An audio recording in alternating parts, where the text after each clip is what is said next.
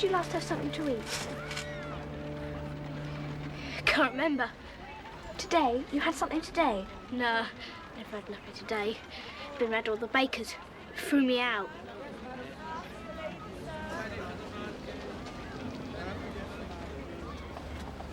Wait here a minute.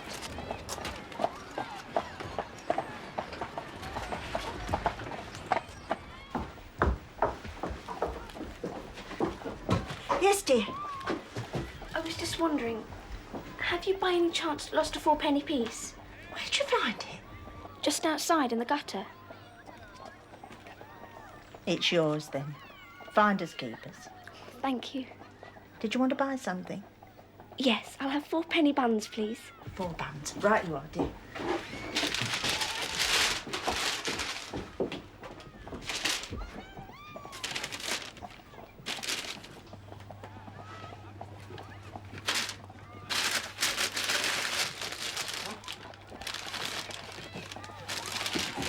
Oh, I said 4. You put in 6. Did I? Good heavens, so I did. Oh, I never was much good at arithmetic. I can only afford 4. That's all I've got, you see. Oh, I can't be bothered to put the other 2 back. It's a waste of energy. You can have 6 for 4p. That is, if you can find a use for them. Thank you. Thank you very much.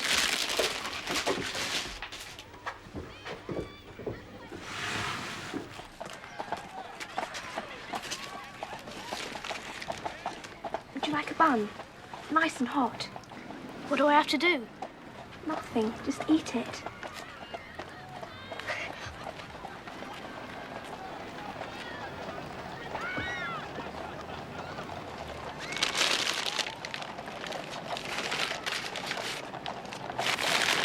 Here's 4 more.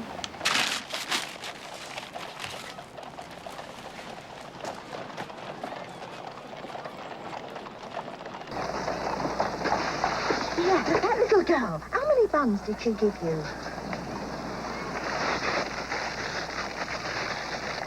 5. So she kept just 1 for herself. It's ridiculous, John. A wild goose chase. Sending you all the way to Moscow on such tenuous evidence. Mr. Carrisford's clutching at straws. Well, of course he is, my dear. But can you blame him? He's a desperate man. I still don't understand why he hasn't been able to find this little girl. There must have been letters from the school. No. The colonel who organised the sale of Captain Crew's effects had all his papers destroyed. And the Indian woman who looked after Sarah simply vanished without trace. What made you think he sent her to school in Paris? Because her mother was a French woman. Mr. Carrisford said that the last time he saw her father, he told him that he was taking his daughter on a tour of Europe before dropping her off at boarding school. Europe, not England. That's why I employed a French inquiry agent. Your carriage is waiting, sir. Thank you.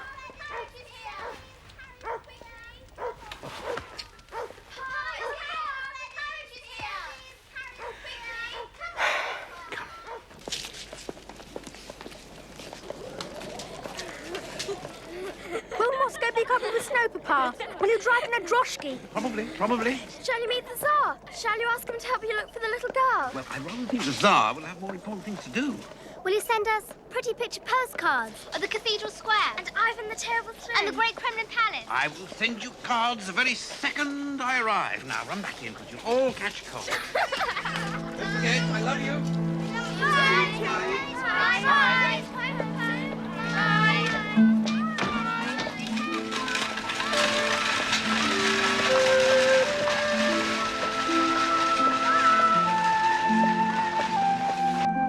Sahib has just driven away. May God go with him. Did his children come out to see him off? Yes, Sahib. He promised to ask them to visit me. I don't suppose they ever will. Spirits of the lonely invalid appear to be very low today. Yes. And talking of spirits... No, Sahib. What do you mean, no? You're my servant. You'll do as you're told. No spirits by order of the physician. I could dismiss you, you know. What other servant would put up with your moods, your depressions? Am I so impossible to live with? Totally impossible, Sahib. And today, more than usual. That's because I feel guilty. Sending Carmichael off to Moscow. There is a verse in Bhagavad Gita. Krishna, in his sermon to Arjuna, advises that when the goal is worthy, action is always better than inaction, even if the consequences of such action are to be regretted. You made that up. Yes, Sahib. You're an old fraud, Ramdas. But I don't know what I'd do without you. Ah, there's the little servant girl, the one who lives in the attic. What's she doing? Returning from the shops with baskets that are too heavy for her. They seem to work her very hard. And she is not used to it. Of that I am sure. She has not been a servant all her life. If only we could do something to help her. You sure about this, love? I don't want to get you into trouble. Trouble? Over a couple of meat pies? Don't be daft, Bert. Well, suppose your mistress finds out. She won't. She hardly ever comes down here. She did a monthly inventory a week ago. Go on. Get stuck in time. Well, don't blame me if she hands you over to the law. I wouldn't mind. As long as it was you. Oh, it wouldn't be. I'd be in the next cell charged with receiving stolen goods. I might have to turn Queen's evidence. You couldn't turn Queen's evidence if we was married. Now, look, don't start that again. I've already told you. I can't think about marriage till I get me sergeant's stripe. How long will that be? 10 years? 20? Maybe next year. Maybe never. Look, love, we've just got to be patient, right? Till I can afford to keep you in style. Look, we don't have to wait. I've got some money put by and I can carry on working. I'm not having my wife going out to work. After we're wed, the only cooking you'll be doing is for me.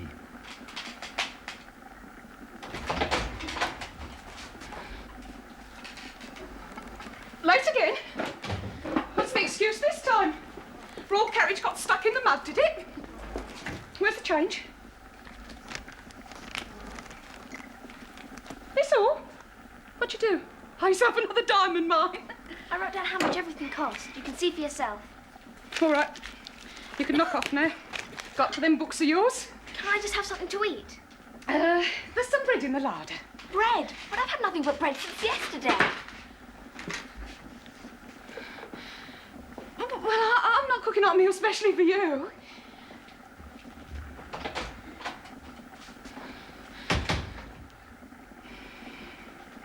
If you're too high and mighty to eat with the rest of us, you can go without.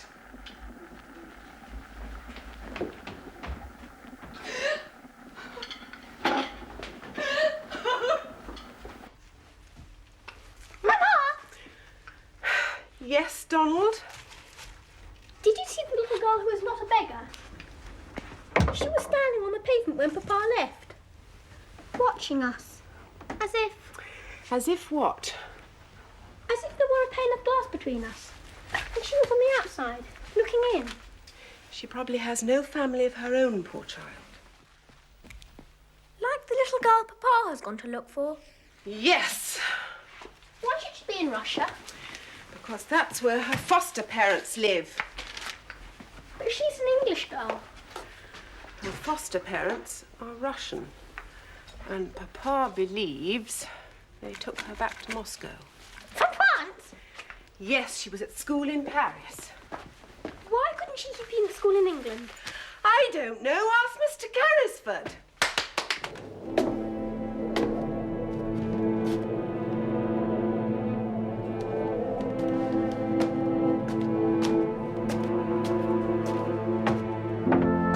Hello, Sarah. I brought you some books. Books? What's the matter? I feel a bit faint, that's all. You better sit down.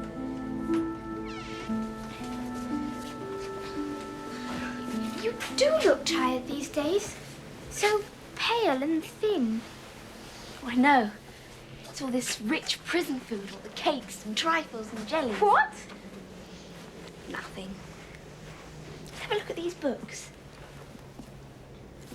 Carlyle's French Revolution. I've been wanting to read that. Where did you get them? Papa sent them to me. And the trouble is, he'd have expected me to have read them by this summer. So I was wondering... if you could read them and then tell me what they're about. Don't you think you ought to read them yourself? I could never get through all that. And you make history sound so exciting. I'd much rather hear about it from you. All right. Thank you. But what about Miss Minchin? You'd better make sure she doesn't catch you up here in my cell. Missing? Meat pies don't just vanish into thin air. How can they be missing? Dunno, Mum. Well, when did you last see them? Last night. There was definitely in the larder last night. Then someone must have taken them. Yes, Mum.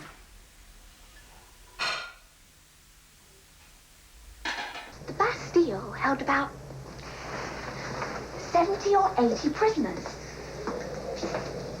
Some of them were up in the towers, but most of them were underground with wet, slimy walls and infested with rats. Rats? Ugh! I used to hate them too, but they can really be quite friendly. Would you like to meet one? You mean there's one up here in this cell? Yes. His name's Melchizedek, and don't worry, he's quite tame. He's a perfect husband.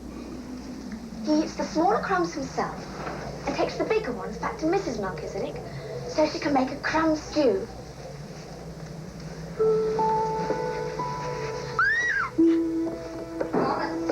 Someone's coming. Have a good mind to turn you over to the police. Wasn't me, I'm honest. I never touched them meat pies. Don't tell falsehoods. Cook says she's missed other things from the larder recently.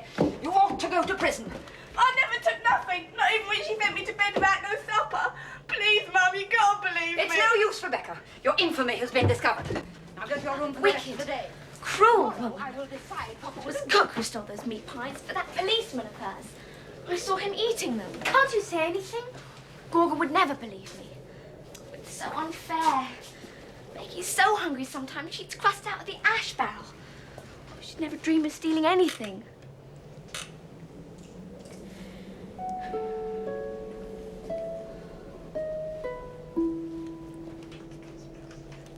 Sarah? Are you ever hungry? Oh my God. What? I'm never not hungry. I'm so hungry now. I could eat you. Becky gets less food than I do. Stupid of me. We should have known. I didn't want you to know.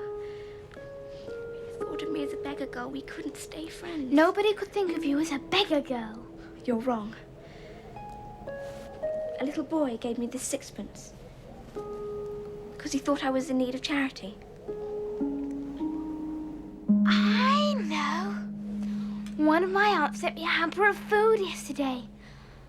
I'll bring it up tonight while everyone's asleep, and we'll have a banquet.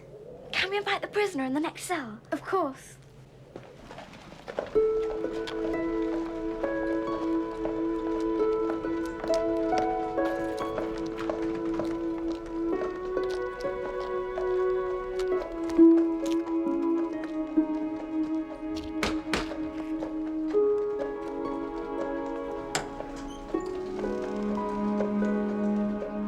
Hello, Hello, young master. I'm Donald Carmichael. Ah, the son of Carmichael Sahib. Yes, I'd like to see Mr. Carrisford. Oh, I am sorry. He is very ill. I've come to cheer him up.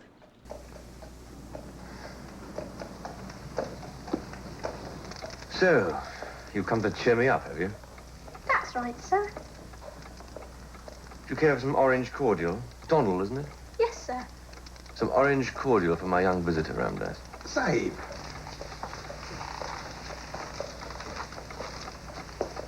This statue. Who's it meant to be? Kali, the goddess of death and destruction. Death and destruction. I thought gods were only supposed to do good. Well, she does good as well. Suppose I to take you out this afternoon. I could show you the park. That's very kind of you, Donald. I should like that very much.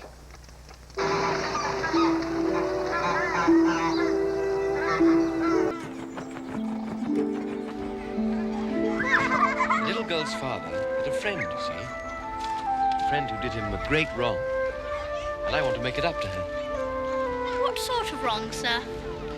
Well, this friend persuaded her father to give him all of his money to put into a diamond mine. And then the father died, believing that he'd lost it all, and that the friend was really a thief. But he wasn't really a thief. No, the mine really did have diamonds in it, but he found out only after the father had died. So he never had the chance to prove that he really was the true friend. Poor man. Yes, poor rich man.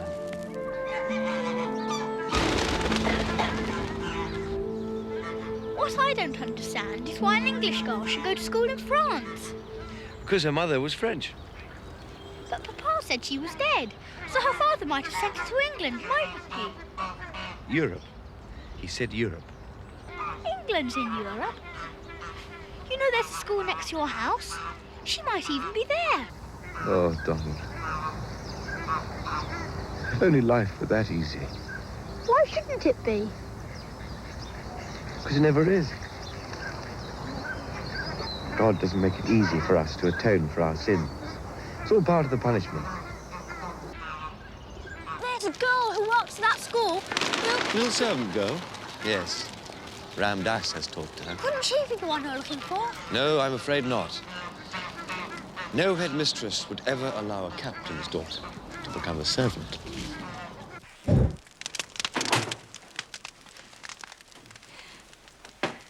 I don't believe Rebecca stole those meat pies. And who on earth do you think it was? Well, I have no proof, and I hate casting aspersions. Oh, come without along, proof. Amelia. This is not a court of law. Who is it you suspect? Cook. Cook? I've noticed that whenever her policeman calls, something disappears from the larder, and he was here earlier today. Why on earth didn't you say something before? Well, I didn't think it was all that important. Not important? Well, I suppose if you found out we were feeding half the population of London, you wouldn't consider that important either. Oh, well, it's only one man, and it doesn't happen all that often. Well, as you say, we have no proof.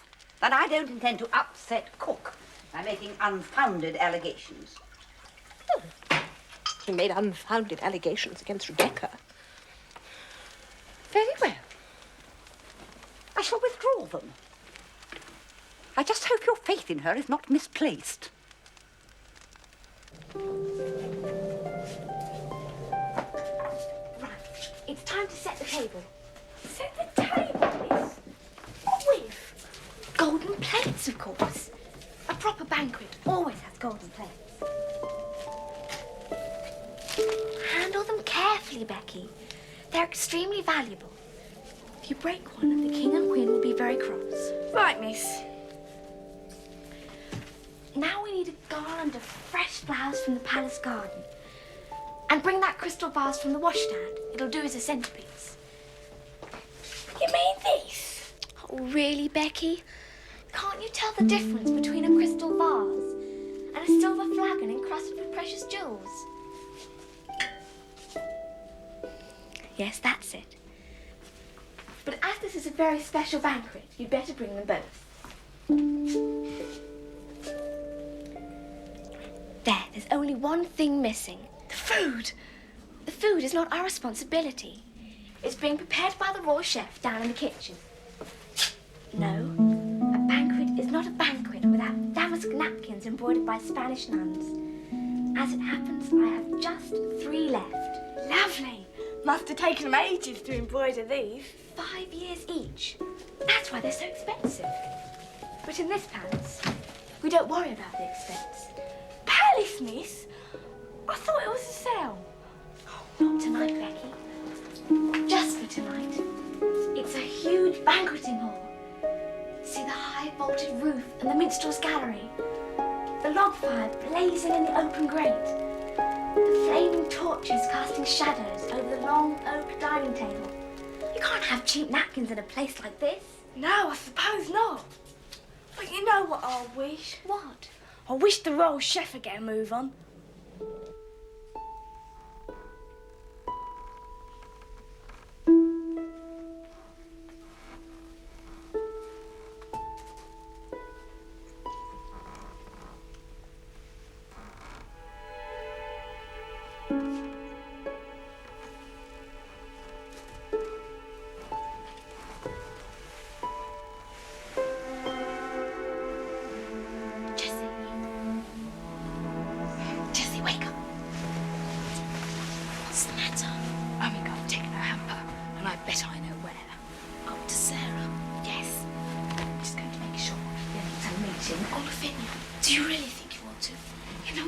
to Sarah, don't you?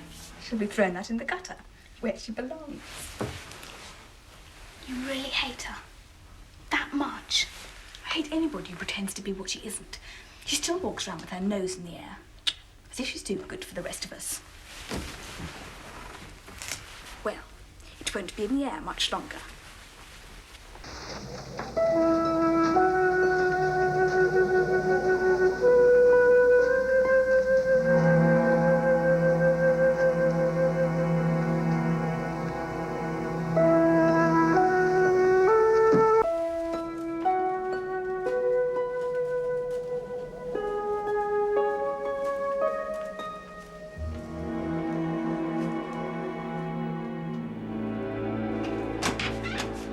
Welcome, Master Chef. And what have we on the menu tonight, pray? A suckling pig, a haunch of venison, or mayhap a surfeit of lamprey. Oh, what? She's a right caution, isn't she, miss? Isn't she a caution? Bring forth thy succulent victuals, my good man. And though I am a princess of the royal blood, I shall aid thee to carry the product of thy labour to yon very bull. Oh, I just love it when she talks like that. This is a blanket you always see, miss, with a vaulting roof and Spanish napkins and a blazing fire. Blazing fire? I can pretend the rest of it, but I don't think I can pretend that. It's absolutely freezing. We could have a real one, I suppose. It'll only be a short blaze, but when it's gone out, I can pretend it's still there.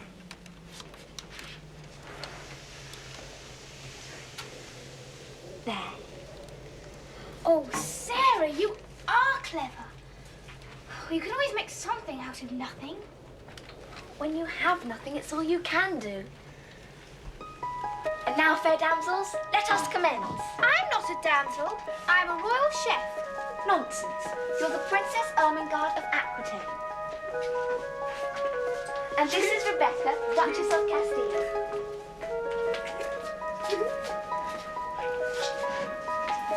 I bid you both welcome to the palace of my noble father, the king, who is abroad at present on a crusade, but has commanded me to provide you with this sumptuous feast. God bless you, Your Highness. You're a real toff. What ho there, minstrels! Strike up the viols and bassoons.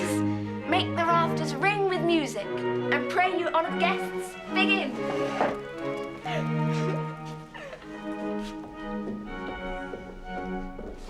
Missus, she found us out. Oh no, Miss, I'm in kitchen now.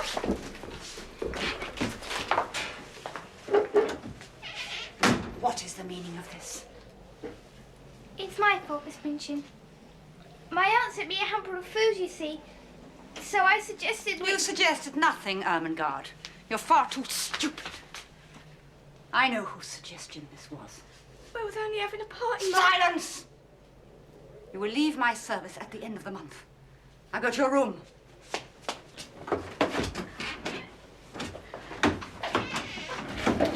Are these the books your father sent you, Ermengarde? Yes, Miss Minchin. I lent them to... I wonder what he'd say if he knew you left them in this filthy attic. Take them away. And go to bed. I shall write to your father in the morning informing him of your misconduct. As for you, Sarah, don't look at me like that. Like what, Ma? As if I were the one who'd committed the crime. What have you to say for yourself? Nothing. Nothing. Not even an apology. I apologise for getting Becky and Ermengarde into trouble. It's your own behavior you should be apologizing for, you insolent child, for repaying my generosity with sullenness and disobedience. Stay in your room tomorrow, and you will have no supper and no dinner. And unless you feel some remorse, I shall throw you out in the street.